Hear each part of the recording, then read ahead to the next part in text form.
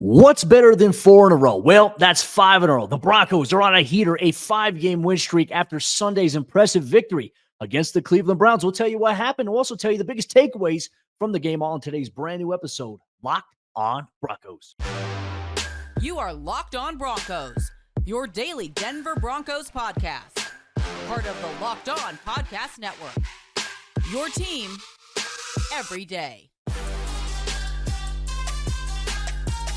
The Denver Broncos are the biggest story right now in the National Football League with an incredible turnaround after starting 1-5. They are now 6-5 on the season here. Welcome to a brand new episode of Locked on Broncos, your daily Denver Broncos podcast, part of the Locked on Podcast Network, your team every day. Thank you so much to everybody in Broncos Country for tuning in, and a special shout out to all the everydayers out there who make us your first listen of the day every single day. Just a reminder, you can get this podcast for free on YouTube or wherever you get your podcast. So make sure you tap in with us every single day, all year long. I'm Cody Roark, Broncos reporter for Mile High Sports, joined alongside, as always, by Sayre, Bedinger, site expert, predominantlyorange.com.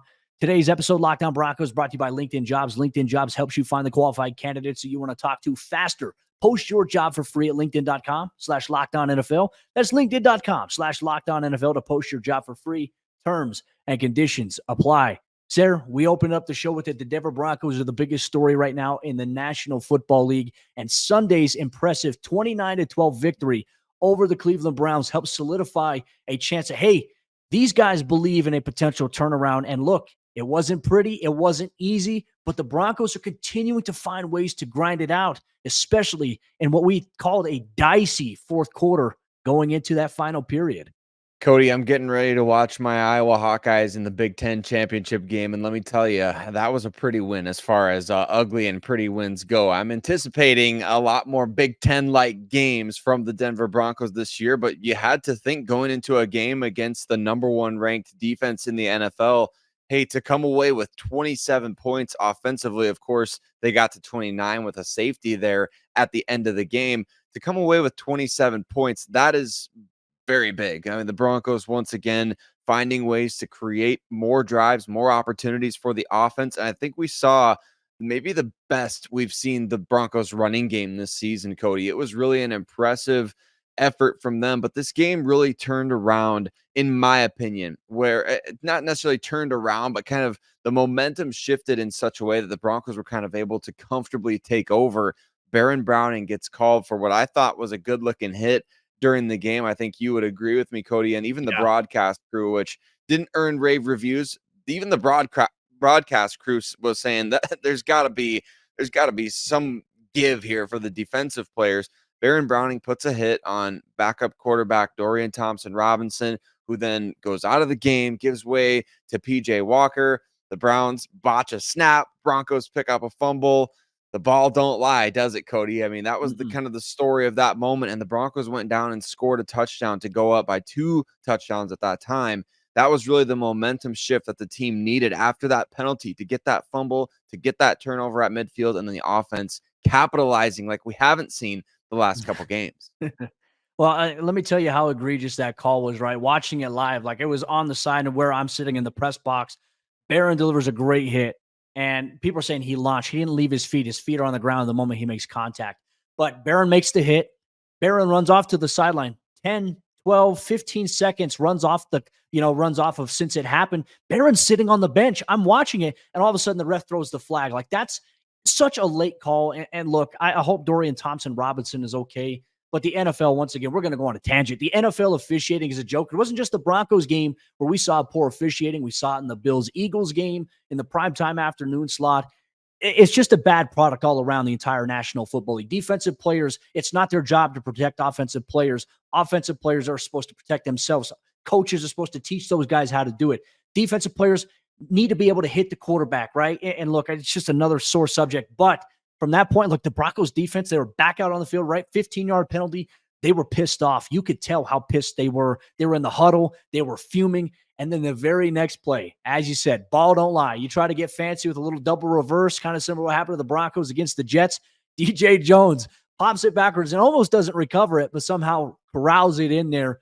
huge momentum swing. And then you mentioned the offense capitalizing on it. I felt like Denver had a couple of good shots there. I think there was a penalty on that drive that backed them up a little bit, but it was like 3rd and 15, 3rd and 10, one or the other. And Russ just delivers a strike to Adam Troutman, who we at first like, oh, did he get both feet in? See the replay and you're like, wow, he got that sliding foot in. One knee is 2 feet according to the NFL rulebook. He also got a cheek down if we're going to count that.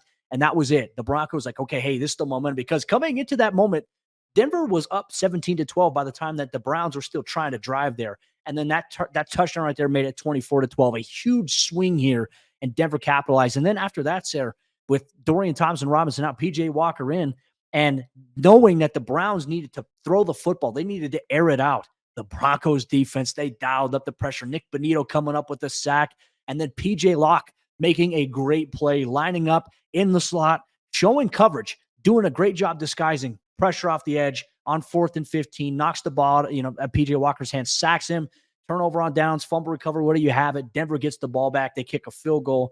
And then the defense dialed it up once again. Zach Allen coming up big with obviously a sack that led to a safety. And heck, even Drew Sanders getting a sack in this game. So Denver's defense really turned it up. But Denver really solidified themselves in this game, Sayre, in the 4th quarter. Because in the 2nd and the 3rd quarter, it was a little dicey there. They found a way to run away with it. And you know what we say? That's how good teams find ways to win games. You find a way in those moments where it's like, hey, you don't know if you have the momentum fully, but you find a way to grasp it. That was huge for the Broncos in this game. It's just a well-coached team, which we're not really used to in Denver, unfortunately. Would we say that 6 weeks ago? Exactly. And there are a lot of people calling for some heads 6 weeks ago, which, hey, we talked about it on the show. We talked about whose heads need to roll and things like that. But look, Sean Payton has turned things around. The Broncos were the aggressor in this game. If you go back and you re-listen to our keys to the game, what did we talk about? We talked about the Broncos needing to come out strong in this game and put it on the Browns right away. Like, that's the number one defense. You need to find a way to get a 2-score lead immediately. And that's exactly what they did. And the game played into their favor all throughout the course of these 4 quarters. I know the Browns, they traded Barbs a little bit. Dorian Thompson-Robinson kind of out there making throws that I didn't know he could make, Cody. I mean, those weren't on the UCLA tape. He was making some Pro Bowl level throws out there. I'm not trying to hype him up to make the Broncos seem better either. I mean, he was making some really good throws in this game, and the Broncos had to deal with that. They had to deal with that adversity of, hey, we got a rookie quarterback down by 2 touchdowns, and now they're kind of clawing their way back into the game. What do? You have the momentum shifting plays. You reestablish the run. You make some aggressive throws downfield, and you capitalize. You don't quit on that running game. And when you stick with it, when you're the aggressor, I mean, the Browns literally left this game, Cody, bloodied, battered, broken down. I mean, Amari Cooper left the game. Dorian Thompson-Robinson left the game.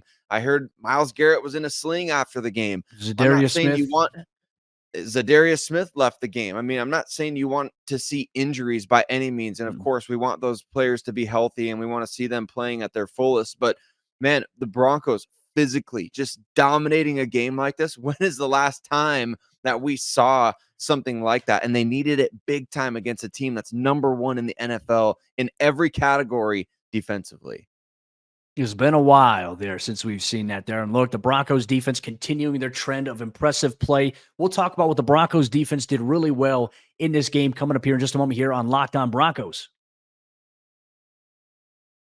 Today's episode, Locked On Broncos, is brought to you by our friends over there at LinkedIn Jobs. And when you're hiring for your small business, you want to have as many top-tier candidates as possible to interview. That's why you have to check out LinkedIn Jobs. LinkedIn Jobs has the tools to help you find the right professionals for your team faster, and most of all, for free.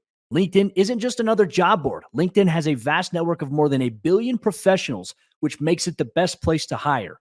Hiring is easy when you have that many quality candidates. So easy, in fact, that 86% of small businesses get a qualified candidate within 24 hours of a job posting. LinkedIn knows that small businesses are wearing so many hats and might not have the time or the resources to hire.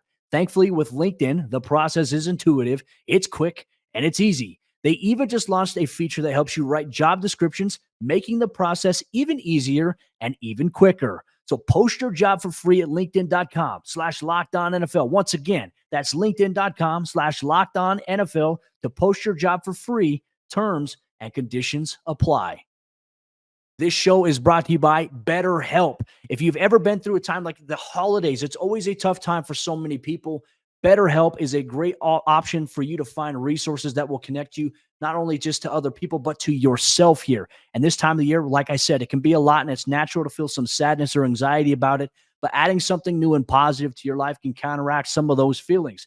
Therapy can be a bright spot amid all the stress and change, something to look forward to make you feel grounded, and to give you the tools to manage everything going on. That's what I utilized BetterHelp for last year when I was going through a career change, a move change, life changes. I didn't have all the answers, but BetterHelp made it easier for me as I sat down with my therapist one-on-one at my own convenience. And that's why I like BetterHelp. That's why I recommend them. If you're thinking of starting therapy, give BetterHelp a try. It's entirely online. It's designed to be convenient, flexible, and best of all, suited to your schedule. All you do is you just fill out a brief questionnaire to get matched with a licensed therapist, and you can switch therapists at any time for no additional charge. If you and your therapist don't vibe well, you get connected to somebody else without any additional charge. So find your bright spot this season with BetterHelp. Visit BetterHelp.com/lockedon today to get 10% off your first month. That's BetterHelp, HELP.com/lockedon.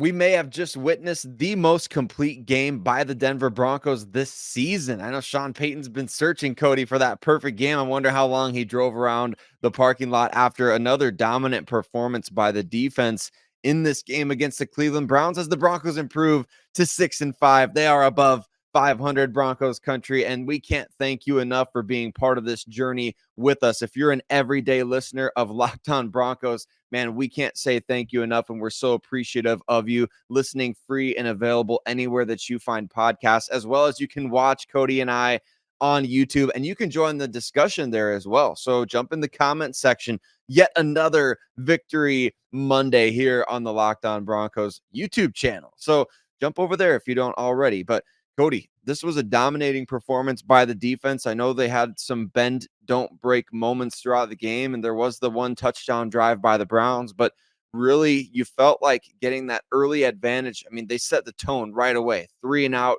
to start off this game, and that was kind of the tone that was set all throughout. The Broncos were the aggressors. Yes, they had some moments, but what was your perspective on the defense from watching as up close and personal as you were? It just felt like they were playing fast. It feels like they're playing so smart, aggressive. They're really on same page with Vance Joseph. What's your perception from the bird's eye view? I felt like there was a sense of urgency coming into this game. Not to say that there hasn't been a sense of urgency in the other games, but I think for the last 2 games where Denver has struggled to stop the run, Sayre, that was the big emphasis because this was the 3rd-ranked rushing offense in the NFL. They averaged 142 yards on the ground between Jerome Ford and Kareem Hunt. So the idea was Denver was going to come out in just their base defense, and they were like, all right, we're going to rally. We want to force Dorian Thompson-Robinson to throw the football a little bit. They were okay with that. They were going to live with that, but the game plan coming in was to stop that rushing attack there. And Denver did just that. They held the Browns to 107 total yards on the ground. Now, in that second and third quarter, they started to get the run game going a little bit. It wasn't there in the first quarter, but in the second quarter, it started to get going a little bit, even though that they were down 14-0. There was still so much time in the game. And all of a sudden it started to, okay, hey, they're gashing us in the run. Now we're going to have to play tighter, which means there might be some spots for Thompson-Robinson to take some shots in the passing game. And they connected on some crossing patterns, some out routes, and some corner concepts. But for the most part, the game plan was come out and stop the run. And I thought Denver did a really good job in that. Once again, Alex Singleton leading the Broncos in tackles with 10. PJ Locke, luckily, returning to the starting lineup here, coming up with 7 tackles, including on that first drive. We talk about that pass breakup that he had on 3rd down. I mean, there were 2 plays. He had a tackle, and he had a PBU on 3rd and 7. That was huge, not to mention he'd come away with a big sack that would obviously impact the outcome of this game in the 4th quarter.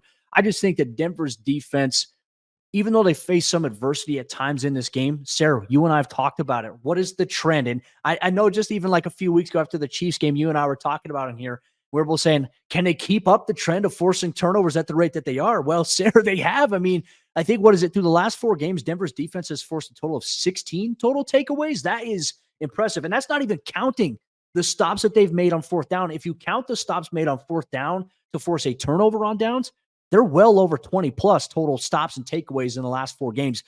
They are playing at a really ridiculous level in this game, Sayre. And more importantly, they came up big when necessary on 3rd down. They did. I mean, they forced the Browns offense to just 2 of 13 on 3rd downs. I know the Browns converted that 4th and inches, and they had a couple moments there, but man, 2 for 13 on third downs. You will take, if you could take that going into a game and say, hey, your defense is going to be 2 of 13 on third downs. I mean, you are taking that absolutely every single time. And it really felt like that. Like I said, from the beginning, it felt like the Broncos were the ones forcing the issue on third down. And yes, the Browns came out slinging the rock in this game, which played into the Broncos' advantage as well. If they would have come out running the ball, Cody, I mean, they had some success there on the ground once again, where the Broncos continue to be a bit of a or have a bit of a liability there in terms of their overall defense. But look, I mean, that's a molehill compared to the mountain that was earlier in the season. I mean, this is 3 turnovers forced, 1 out of 3 for the Browns in the red zone. The Broncos buckled down when it would have been, I guess easy is the word, to let Cleveland score when they had opportunities there inside the 10, and you limit them to really short field goals from Dustin Hopkins. So I'm really encouraged by this Broncos defense. And yeah, you're right. It's no longer a question of whether this is sustainable or not. It's more of a question of, okay, who's going to get the turnovers this week? Is it going to be Jaquan McMillan? Is it going to be, Zach Allen, DJ Jones? What's the bingo card look like there? I mean, I feel like for this particular game, you almost filled out the entire bingo card, didn't you? You had everything but an interception. You got a safety, you got a strip sack, you got recovered fumbles, you got this, you got that. I mean, the Broncos defense, Cody, they're finding ways to do it, and they're doing it creatively. You've got Nick Bonito as a spy. You've got Drew Sanders as a spy. You've got Baron Browning and Jonathan Cooper causing problems off the edge. Josie Jewell and Alex Singleton blitzing. PJ Locke, like you've mentioned, Jaquan McMillan was sent on blitzes in this game. I think it's only a matter of time now before we see maybe Riley Moss being sent on those blitzes as well. So this is an exciting defense. The pieces are all there. Everybody's healthy for the most part. You've got such a good thing going on that side of the ball right now. And now get another game here in week 13 against another rookie quarterback. And I'm going to call him that, Cody. I'm not going to talk about no Pro Bowl MVP, rookie of the year stuff that he's deserving of. CJ Stroud there. He's another rookie quarterback standing in your way. 100%. Look, he's playing some really damn good football. They lost a heartbreaker at home, obviously, this on Sunday, and that's going to be a tough place for Denver to play. But you know what? Denver's got heat right now. They got fire. We said it. They're the biggest story. They're the hottest story right now. I think, what is it? It's them and the Philadelphia Eagles, if I'm not mistaken, are on 5-game win streaks right now. So they are the cream of the crop right now in the AFC and the NFC. And it's a great story for them to continue to build on here. But you know what time it is, Broncos country? It's time that we hand out our game balls. I chose a player on offense and defense. Sayre chose a player on offense and defense, and you're more than likely, you're inclined, if you want to, share it down below, or share with us on social media if you're listening, wherever you get your podcast, what you think as well in terms of who gets a game ball on offense and defense. We're going to dive deep into that on today's episode, Locked On Broncos. Today's Locked On Broncos post-game report is brought to you by our friends over there at PrizePicks. And PrizePicks, as you all know it, is daily fantasy sports done right. PrizePicks is the largest daily fantasy sports platform in all of North America. They're the easiest and the most exciting way to play DFS. It's just you against the numbers there. PrizePicks is the most fun that I've had, winning up to 25 times my money this football season. You just select 2 or more players, you pick more or less on their projected stats, and then you place your entry. With basketball season here, you can now pick combo projections across football and basketball from the Specials League. It's a league created specifically for combo projections that includes 2 or more players from different sports or leagues. For example, LeBron James plus Travis Kelce had a 10.5 combo of 3-pointers made plus receptions. On top of that, PrizePicks even offers a reboot policy so that your entries, they stay in play even if one of your players gets injured. For football and basketball games, if you have a player who exits the game in the first half and does not return in the second, that player is rebooted. PrizePicks is the only daily fantasy sports platform with an injury insurance policy, so make sure you check it out today. Go to prizepicks.com/LockedOnNFL and use code LockedOnNFL for a first deposit match up to $100. Once again, go to prizepicks.com/LockedOnNFL and use code LockedOnNFL for a first deposit match up to $100. You get a game ball. You get a game ball. In Broncos country, yes, you get a game ball too. You brought the noise. You brought the electricity at Empire Field a mile high in the Broncos' 29-12 victory over the Cleveland Browns. Thank you so much once again for tuning in, making Locked On Broncos your first listen of the day every single day. Once again, you can get this podcast for free on YouTube or wherever you get your podcast. So while I said a Broncos Country gets a game ball, Sayre, I do want to touch on how electric it was. Like usually we all know that, if you've ever been at the stands at Empower Field, or sometimes you see it on the broadcast that the cameras are shaking.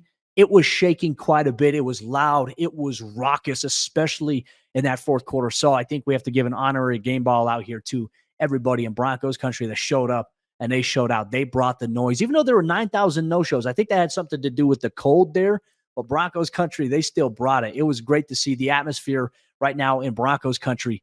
It's electrifying, and we felt that on Sunday's game here. But let's get into our game balls here, Sayre. Let's both start off on the offensive side of the ball. I'm going to let you kick things off here, my friend. If you have to give a game ball to anybody here for the Broncos on the offensive side of the ball, who are you giving it to and why? Well, I'm giving it to Sean Payton because he's not giving one to himself. I'm sure of it, Cody. And I think Sean Payton deserves a game ball because, look, I mean, he's the catalyst for this 5-game winning streak that we see the team currently on. And really, I mean, when you look at just this individual game, the way that it was broken down, like I said earlier, really you battered and bloodied the Cleveland Browns in this game with the running game. You really emphasize that when you needed to throw the ball. You know who was really neutralized in this game was Myles Garrett with 0 QB hits, 0 sacks. I know he had the awesome pass deflection where he kind of just bullied his way back into Russell Wilson's face. But other than that, I mean, really, Myles Garrett, Cody, he was just not really making a huge impact in this game. Maybe he was playing injured, as we found out. He was maybe injured after the game. Maybe he was playing hurt a little bit. But even if that's the case, you neutralized arguably the best defensive player in the game. And especially when Russell had to drop back to pass. I mean, 95 was not in the mix very much for the Cleveland Browns there. So Sean Payton finding a way to neutralize Myles Garrett, to establish the run, to utilize both Javonte Williams and Samaje Perine to get, man, we saw the jet sweep was effective this week. You knew the Broncos were winning when you saw Marvin Mims get positive yardage on the jet sweep, right? So really just pulling all the right strings at all the right times. In my opinion, Sean Payton gets a game ball. I like that. I think that's a good point there. And look, the turnaround, I think a lot of people now, there's some questions at 1-4, 1-5. Was it really worth a first round pick getting Sean Payton? I think now it's like, yes, it's a resounding yes. Like, yeah, this is coaching matters. And he's made a huge difference so far in this turnaround. And the team has responded in tremendous fashion. I think that's a great game ball.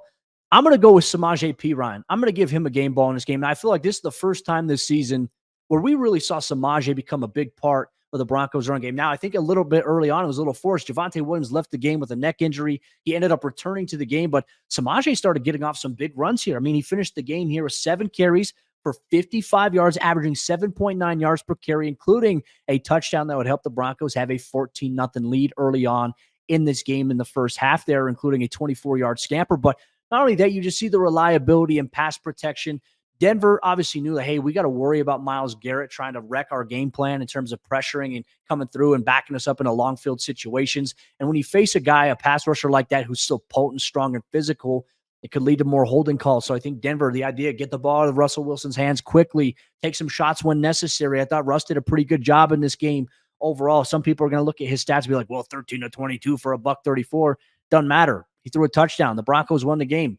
He did have one turnover where I think Jeremiah Owusu-Koramoah came in and punched it out, but Denver responded there. But Samaje Perine, in my opinion, helping get the Broncos run game going. He and Javonte Williams combined for over 100 yards between the two of them. We saw Russ get involved there. Denver's rushing offense in a win, 169 yards. Nice. Nice. Very nice, Cody. Yeah, Russell Wilson was on point in this game for the Denver Broncos. That was fun to see. I mean, I love the little he did a little head fake on his touchdown run too. That was the guy's out there having fun, isn't he? I mean, you love to see that from Russell. He's making great throws off script in the red zone. He made another great throw that wasn't caught by Cortland Sutton right before the Adam Troutman touchdown as well. So, yeah, I mean, it was a fun game from him. And defensively, Cody, I don't know about you. I got to give a game ball to Vance Joseph. I mean, Okay. 16 The and a half. coach's game ball show. The coach's game ball shows 16 and a half points dating back to that Kansas City Chiefs game on Thursday night, which was a loss in which the Broncos gave up 19 points. That, including that game, we've seen 6 games over the last 7 weeks, 16 and a half points allowed on average in those 6 games. So, hey, I mean, the Broncos defense has not just turned it around, like they've played a stretch now of dominant. The majority of the season has now been dominant defensively, which think back to that Miami game. I mean, at what point did we ever think we'd be able to say, no, the Broncos defense is going to dominate at some point? Just you watch. Not even the nobody was drinking the Kool-Aid or wearing the orange glasses was saying that about the probably not even Vance Joseph at that point of saying, yeah, we're gonna go out there and we're gonna start dominating. Just you watch. No, Vance Joseph, he's deploying the right personnel. We're seeing awesome timed blitz calls. They're forcing turnovers. They're playing as a cohesive unit. Him and his staff on that defensive side doing a tremendous, tremendous job. Broncos defense standing on business, as they say, as they posted out 4 sacks, 3 total takeaways, 7 quarterback hits on the afternoon for the Broncos team that now improves to 6-5, obviously winning 5 straight games here, 29-12 over the Cleveland Browns. I'm going to give my defensive game ball. I'm going to give it to PJ Locke. I think his return in this game was big. As we talked about, the second leading tackler behind Alex Singleton. He had 6 tackles, a couple passes defense. I didn't like the penalty flag that was thrown against him in this game early on, too, that kept a Browns drive alive. That led to them obviously scoring a touchdown, their only touchdown of the game. But you know what? You're going to live with things like that. I thought in pass coverage, you did a good job. Against the run, you did a good job coming up and filling. And then just as we talked about to open up the show, his disguise, like he's playing perfect in alignment coverage on the tight end or wide receiver, whoever it was, doesn't show any indication. Bang, times it perfectly, comes free, strip sack on 4th down. Like PJ has been so big for Denver this season, stepping up without Kareem Jackson. And look, I think coming into this game, that was the question. Is he going to be healthy? If he doesn't play, what is it going to look like with Delarian Turner-Yell? PJ Locke has really earned, I think, not only just credence for the rest of the season, but look, I think that PJ's playing himself into, hey, this guy could be the safety next to Justin Simmons next year for the Denver Broncos. I'm giving him a game ball. His return was crucial, and it was big in a big-time way when the Broncos needed it most in Sunday's victory here. Broncos Country, as you're watching along, you're listening along on YouTube or wherever you get your podcast, let us know who you are going to give a game ball on offense and defense. If you're listening wherever you get your podcast, you can always get with us on social media at Cody Roark NFL on Twitter, unfortunately, and Threads, and at Sayre Bedinger at Locked On Broncos. Let us know your game ball recipients. But hey, another Victory Monday. We'll have you covered here this week on Locked On Broncos, setting up for a big game against the Houston Texans, an early game next week, primetime morning CBS kickoff. We're excited for that. But for the Broncos, it's a big opportunity for them to get another win. And not only that, get tiebreaker scenarios toward the end stretch of the season where Denver could jump into the wild card as soon as next week. Sayre Bedinger, myself, will have you covered every step of the way this week here on Locked On Broncos. With that said, celebrate at Broncos Country. We'll see you tomorrow.